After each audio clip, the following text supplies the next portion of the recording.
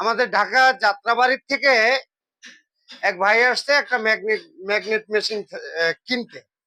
তো এই মেশিনটা কেনার পরে কথাবার্তা হওয়ার পরে উনি কিন্তু অন্তত 2-3 দিন এ জায়গায় ছিলেন এবং দেখছেন যে ম্যাগনেট মেশিনে চার্জ কেমন হয়, নিজের হাতে দিলেন বা কাস্টমাররা যে চার্জ গুলো করে নিছে এটাও কিন্তু উনি নিজে করে দিচ্ছে বা দেখছে।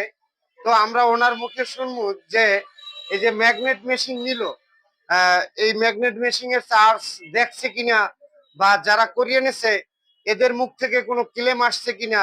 কারণ ম্যাগনেট মেশিন তো আমরা আজকের থেকে ব্যবহার করি না, বহুত আগের থেকেই চার্জ দিতে আছি। এর ভিতরে উনি যে 2-3 দিন ছিল বা এই ছেলেটা 1 মাস 1.5 মাস ছিল, 1 মাসের মতো ছিল, তো এরা কোনো সময় ম্যাগনেট মেশিনের কোনো রিপোর্ট পাইছে কিনা, যদি পাইয়া থাকে তো আল্লাহ রাস্তায় আপনারা এটা কিন্তু সত্য করে বলবেন যে আমরা পাইছি কোনো রিপোর্ট।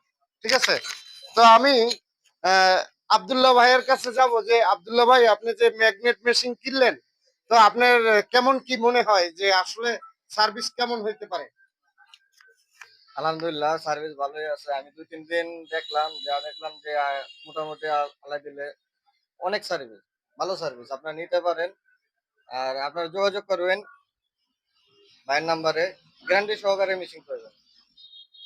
আচ্ছা, শিহাব শিহাব আসছে দিনাজপুর হিলি বর্ডার থেকে। তো শিহাবের কাছে আমরা জানতে চাবো, কেননা দীর্ঘদিন শিহাব এ জায়গায় মানে কাজ করে কাটাইছেন, কাজের সম্পর্কেও আপনাদেরকে জানাইছেন এবং আজকে ওনার কাছে জানতে চাবো যে উনি এই জায়গায় থাকিয়া টোটাল কত ম্যাগনেট চার্জ দিয়ে দিছে, মানে কতগুলো মানুষের ম্যাগনেট চার্জ দিয়ে দিছে, আর এর ভিতরে কোনো একটা মানুষ অবজেকশন জানাইছে কিনা, এই জিনিসটা আমি শিহাবের মুখ থেকে শুনতে চাই।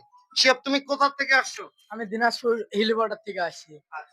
বলো তো, ম্যাগনেট মেশিন এখন পর্যন্ত তুমি কতগুলো চার্জ দিছো এই আমি জায়গায়? আসা পর্যন্ত আমি 15 সেট ম্যাগনেট চার্জ দিছি। তবে আল্লাহর রহমতে একটাও কোনো ডিফল্টারিং হয়নি। তবে আমার মনে হয় বেটার মেশিন এটাই। সবথেকে কম কম্পার্টমেন্ট সবকিছুর দিক দিয়ে এই মেশিনটা খুবই ভালো। আমি নিজে হাতে একটা ট্রান্সফরমার বানছি। খুবই ভালো লাগলো বান্দা। কোন ট্রান্সফরমারটা বানছো, এই যে সামনে যেটা? আচ্ছা। তো এই তুমি কতদিন আছিলা টোটাল? আমি টোটাল ছিলাম 16 দিন। 16 দিন। 16 দিনের ভিতরে তোমার আগেও যারা চার্জ করে এনেছে এরকম কোন ব্যক্তি আসছে যে আমার চার্জ না, থাকে না বা টিকে না? না আমার জানা মতে এবং আমার দেখা মতে কাউকে দেখিনি আসা। আমাদের এই জায়গার মোটর কোনো ক্লেম আছে? না, আমরা তো মোটর গুলো বান্ধে কোনো পাইকারি দিই না, সব পাবলিকেরই সব লাগাই দিই পাবলিকেরই। নাকি? হ্যাঁ, কোনো ক্লেম আছে না, চার্জারে? না। কোনো ক্লেম নাই। এবং কন্ট্রোল গুলোর কাজ কেমন হয়? কন্ট্রোলারের কাজ 100% হয়।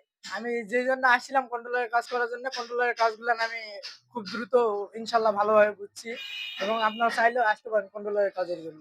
শুকনা চার্জার কিংবা আপনার কন্ট্রোলার এর ভিতরে কাস্টমার যদি শুকনা চার্জার বা কন্ট্রোলার নিয়ে আসে, এটি তো সার্কিটের জিনিস, ওস্তাদ কি কোনোটা ফেরত দেয়? না, না, সবকিছুই অচলতি মালও মনে করেন যে উস্তাদের কাছে চলে এবং এটা দিয়ে আমাদেরকে সবকিছু বুঝাই দেয়।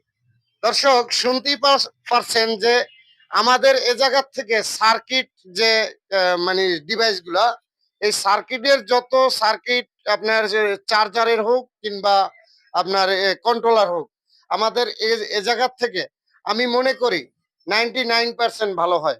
তারপরও আমি যদি কেউ আসে তাইলে তাদেরকে আমি ভয়ভীতিতে রাখি যে শতকরা 70% হবে বা 80% হবে, এরকম একটা কন্ডিশনে রাখি।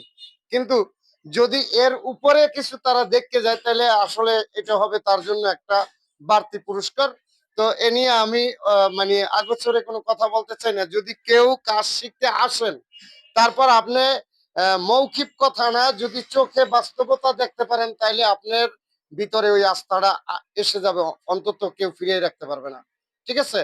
তো আপনারা যারা যারা কাজ করার ইচ্ছুক তারা আমাদের এই প্রতিষ্ঠানে আসতে পারেন।